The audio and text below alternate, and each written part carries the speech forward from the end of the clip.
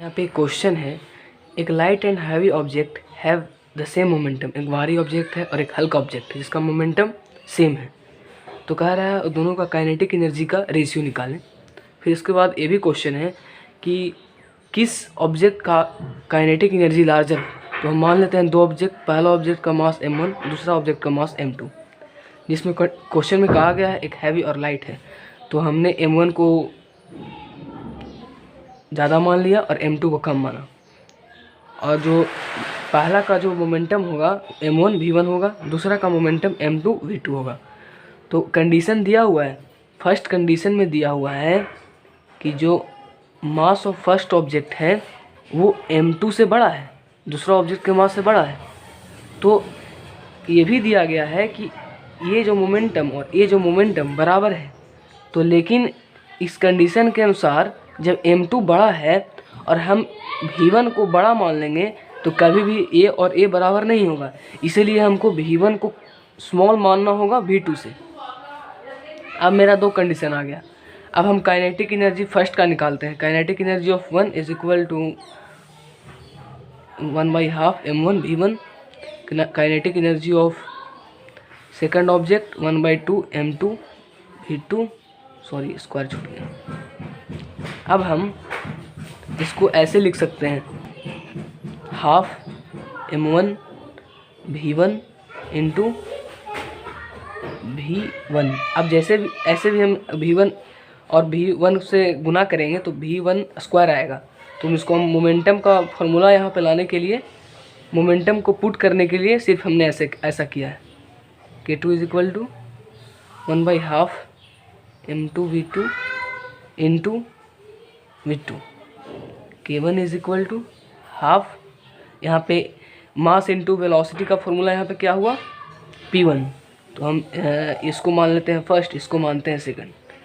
तो हमने यहाँ पे क्या लिख दिया, p1 v1। कौन सा इक्वेशन यूज किया हमने, यूज 1।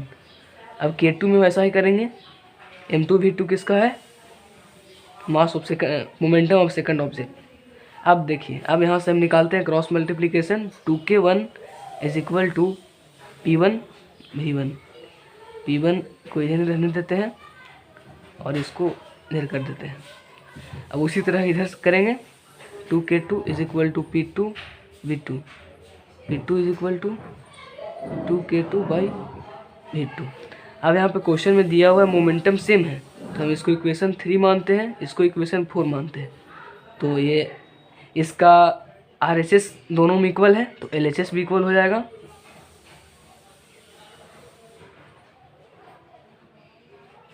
टू से 2 कैंसिल। अब हम इसको वहाँ कर देंगे, मतलब सॉरी, यहाँ से क्रॉस मल्टीप्लिकेशन करते हैं। k1 v2 is equal to v1 k2। अब हमको काइनेटिक एनर्जी का रेशियो निकालना है, तो इसको इधर हम लेके आएंगे, k2 is equal to v1/v2। तो मेरा निकल गया दोनों का काइनेटिक एनर्जी का रेशियो कितना है।